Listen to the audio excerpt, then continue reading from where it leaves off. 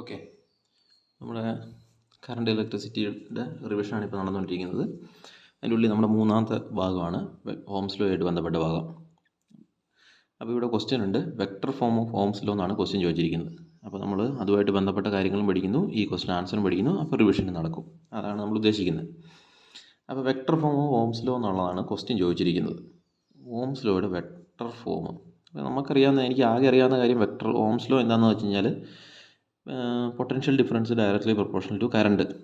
Potential കൂട്ടി കഴിഞ്ഞ് കഴിഞ്ഞാൽ അതിൻ്റെ ഉള്ളിൽ കൂടെ ഒഴുകുന്ന കറണ്ട് കൂടും എന്ന് പറഞ്ഞാൽ സെല്ലിൻ്റെ വോൾട്ടേജ് കൂട്ടി കഴിഞ്ഞാൽ അതിൻ്റെ ഉള്ളിൽ കൂടെ കണ്ടക്ടറിലൂടെ ഒഴുകുന്ന കറണ്ട് കൂടും. ഇതാണ് ലോഡിൽ കൂടെ ഒഴുകുന്ന കറണ്ട് കൂടും. ഇതാണ് എനിക്ക് ആകെ അറിയാവുന്ന ഇക്വേഷൻ. ഓംസ് ലോ ആയിട്ട് ബന്ധപ്പെട്ട് എനിക്കറിയാവുന്ന ഡെഫിനിഷൻ ഇതാണ്. അപ്പോൾ പ്രൊപ്പോർഷണാലിറ്റി മാറ്റാൻ വേണ്ടിയിട്ട് കോൺസ്റ്റൻറ്റ് റെസിസ്റ്റൻസ് ആർ കൊണ്ട് നമ്മൾ മൾട്ടിപ്ലൈ ചെയ്തു. അപ്പോൾ V is equal to R I. ഇത്രയും കിട്ടി. ഇനി വൈ ആക്സിസിൽ വോൾട്ടേജും എക്സ് ആക്സിസിൽ കറണ്ടും എടുത്തിട്ട് ഞാനൊരു ഗ്രാഫ് വരച്ചു. അപ്പോൾ ഞാൻ ഗ്രാഫ് വരച്ചപ്പോൾ എനിക്ക് ഇങ്ങനെ കിട്ടി. ഇനി ഈ ലൈനിൻ്റെ സ്ലോപ്പ് കണ്ടുപിടിക്കാനാണ് ഉദ്ദേശിക്കുന്നതെങ്കിൽ ഞാൻ ഇങ്ങനെയാക്കി. ഇതെന്തായിരിക്കും, ഈ ഹൈറ്റ് എന്തായിരിക്കും, ഇവിടുത്തെ വോൾട്ടേജ് തന്നെ, ഇവിടെയുള്ള ലെങ്ത് എന്തായിരിക്കും, ഇതേ ആക്സിസ് തന്നെ കറണ്ട്. അത് കാരണമാണ് ഞാനിവിടെ വോൾട്ടേജും കറണ്ടും അടയാളപ്പെടുത്തിയത്.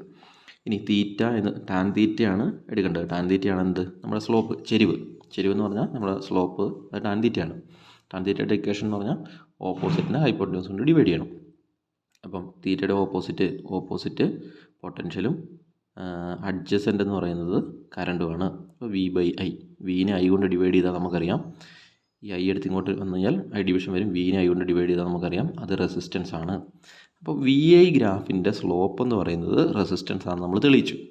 ഓക്കെ, അപ്പം വി ഐ ഗ്രാഫിൻ്റെ സ്ലോപ്പ് എന്ന് പറയുന്നത് റെസിസ്റ്റൻസ് ആണെന്ന് നമുക്ക് മനസ്സിലായി.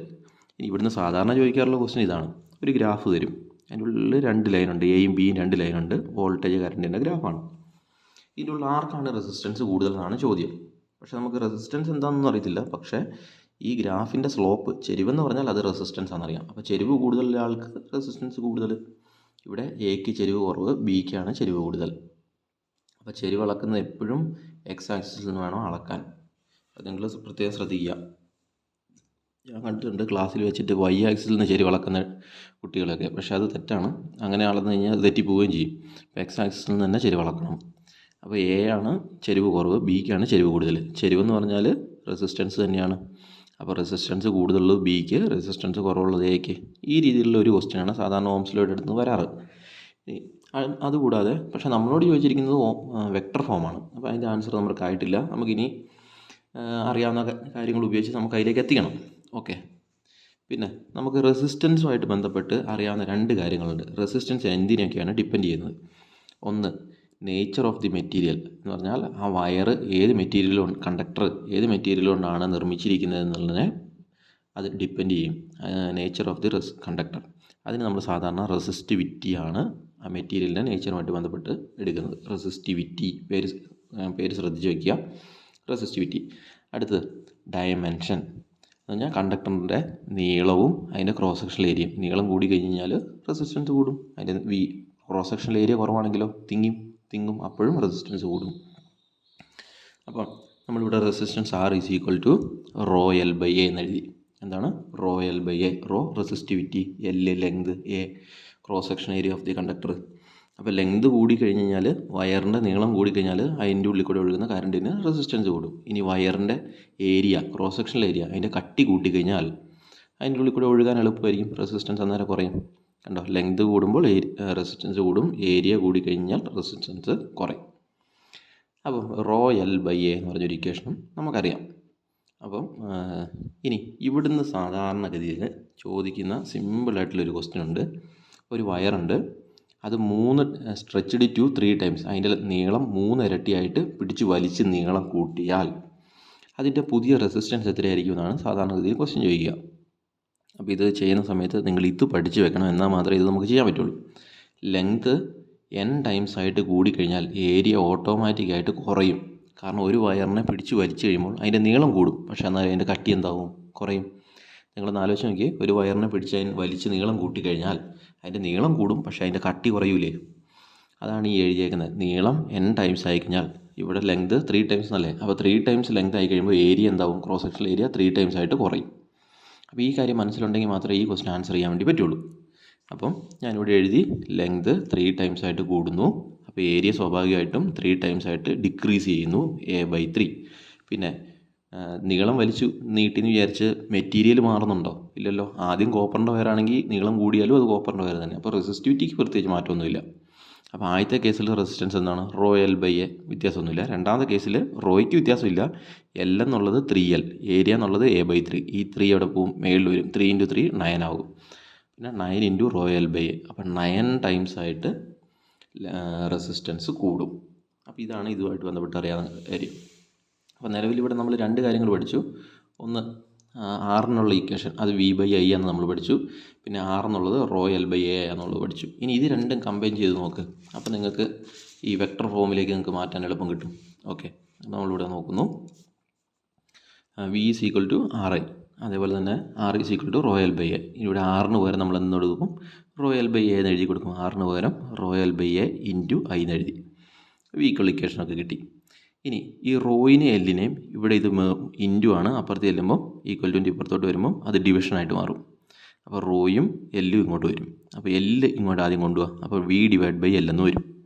റോ ഇപ്പുറത്ത് വരുമ്പോൾ 1/ρ എന്ന് വരും. പിന്നെ ഈക്വൽ ടു, പിന്നെ ഇവർ രണ്ടുപേരും പോയി, ബാക്കിയുള്ളത് I-യും Aയും മാത്രം ബാക്കി. ഓക്കെ, അപ്പോൾ V/L × 1/ρ = I/A. ഈ V/L കാണുമ്പോൾ തന്നെ നിങ്ങൾക്ക് എന്താ ഓർമ്മ വരുന്നത്? നേരത്തെ തന്നെ നമ്മൾ പഠിച്ചു വെച്ചായിരുന്നു. ഈനെ ഇലക്ട്രിക് ഫീൽഡിനെ ലെങ്ത് കൊണ്ട് മൾട്ടിപ്ലൈ ചെയ്യുമ്പോഴാണ് നമുക്ക് പൊട്ടൻഷ്യൽ അപ്ലൈഡ് വോൾട്ടേജ് V കിട്ടുന്നത്. അപ്പം L ഇപ്പുറത്ത് വെച്ച് കഴിഞ്ഞാൽ V/L = E. Electric field E = V/L. Electric field എഴുതുമ്പോൾ മേളിലൊരു വരയിടണം. കാരണം എന്താ? നമുക്കറിയാം ഇലക്ട്രിക് ഫീൽഡ് എന്ന് പറഞ്ഞാൽ അത് വെക്ടറാണ്. ഇലക്ട്രിക് ഫീൽഡ് അല്ല ഇത് ശരിക്കും, ഇലക്ട്രിക് ഫീൽഡ് ഇൻറ്റൻസിറ്റിയാണ്. അപ്പം V/L ആണ് ഇലക്ട്രിക് ഫീൽഡ് ഇൻറ്റൻസിറ്റി. ഓക്കെ, അടുത്ത് 1/ρ. അതിന് നമുക്ക് എന്തെന്ന് വായിക്കാം? 1. അപ്പോൾ V/L വരെ നമുക്ക് ഇനി എന്തെന്ന് എഴുതാം? ഇലക്ട്രിക് ഫീൽഡ് ഇൻറ്റൻസിറ്റി E എന്ന് എടുക്കാം. പിന്നെ 1/ρ റെസിസ്റ്റൻസിൻ്റെ റെസിപ്രോക്കൽ എടുത്താൽ, ഇത് റെസിസ്റ്റൻസ് അല്ല, ഇത് റെസിസ്റ്റിവിറ്റിയുടെ റെസിപ്രോക്കൽ എടുത്താൽ നിങ്ങൾക്ക് എന്ത് കിട്ടും? കണ്ടക്ടിവിറ്റി. അപ്പോൾ ഇവിടെ കണ്ടക്ടിവിറ്റി എന്ന് എഴുതാം. പിന്നെ കറണ്ട് / ഏരിയ, അത് വളരെ എളുപ്പമാണ്, നമ്മൾ ഓൾറെഡി കണ്ടിട്ടുണ്ട്. നേരത്തെ ഉള്ള വീഡിയോയ്ക്ക് നമ്മളത് ചെയ്തിട്ടില്ല. ഇങ്ങോട്ട് വന്നേ, കറണ്ടിനെ ഏരിയ കൊണ്ട് ഡിവൈഡ് ചെയ്താൽ എന്താ കിട്ടുക? Current density J. ഇപ്പോൾ നിങ്ങളുടെ ഇക്വേഷൻ റെഡിയായി. ഇവിടെ നമ്മൾ J എന്ന് കൊടുക്കും, ഇവിടെ നമ്മൾ സിഗ്മ എന്ന് കൊടുക്കും, ഇവിടെ നമ്മൾ ഇലക്ട്രിക് ഫീൽഡ് എന്ന് കൊടുക്കും. E × σ = J. ഇലക്ട്രിക് ഫീൽഡ് ഇത് നോക്കിയേ, ഇതിപ്പോൾ വെക്ടർ ഫോർമാറ്റിലുള്ള കറണ്ട് ഡെൻസിറ്റി എന്താണ്? വെക്ടറാണ്. കണ്ടോ, മേളിലൊരു വര ഇട്ടേക്കുന്നത്. ഇലക്ട്രിക് ഫീൽഡ് ഇൻറ്റൻസിറ്റിയും വെക്ടറാണ്. അപ്പോൾ നമ്മൾ ഓംസ് ലോയിനെ വെക്ടർ ഫോർമാറ്റിലേക്ക് എഴുതി. ഇപ്പോൾ നിങ്ങൾ ശ്രദ്ധിച്ചാൽ മനസ്സിലാവും, നിങ്ങളിപ്പോൾ എന്തൊക്കെ കാര്യങ്ങൾ പഠിച്ചു. ഓംസ് ലോയിനെ വെക്ടർ ഫോർമാറ്റിൽ എഴുതാനാണ് നമ്മളോട് ക്വസ്റ്റ്യൻ ചോദിച്ചിരുന്നത്. പക്ഷേ നമ്മളിവിടെ 2-3 കാര്യങ്ങൾ പഠിച്ചു.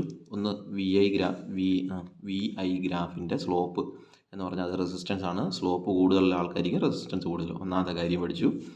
പിന്നെ രണ്ടാമത് ഇവിടെ എന്തെന്ന് പഠിച്ചു? റെസിസ്റ്റൻസ് 2 കാര്യത്തെ ഡിപ്പെൻഡ് ചെയ്യും. ഒന്ന് നേച്ചറിനെയും മറ്റേ ഡയമെൻഷനെയും. അത് കാരണം ഇക്വേഷൻ എന്ത് വരും? ρL/A എന്ന് വരും. ഇവിടുന്ന് സാധാരണ ചോദിക്കാറുള്ള ക്വസ്റ്റ്യൻ എന്ന് പറഞ്ഞു കഴിഞ്ഞാൽ ലെങ്ത് 3 ടൈംസ് ആകുമ്പോൾ റെസിസ്റ്റൻസ് എത്ര ടൈംസ് ആകും? അതിൻ്റെ ഇക്വേഷൻ നമ്മൾ കണ്ടുപിടിക്കുന്നത് പഠിച്ചു. അത് 9 ടൈംസ് ആകും. അത് മനസ്സിലാക്കേണ്ട കാര്യം ഇതേ ഉള്ളൂ. ലെങ്ത് 3 ടൈംസ് ആകുമ്പോൾ ഏരിയ A/3 ആയിട്ട് ചെറുതാകും. പിന്നെ അടുത്തത് നമ്മൾ എന്ത് പഠിച്ചു?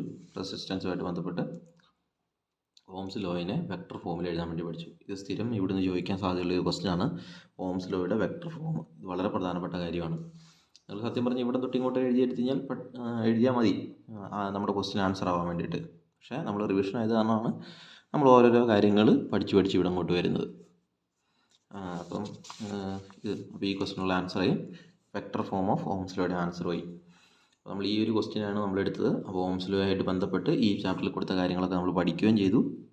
അതുകൂടാതെ തന്നെ ഇതിൻ്റെ ആൻസറും കിട്ടി. അപ്പോൾ ഓക്കെ.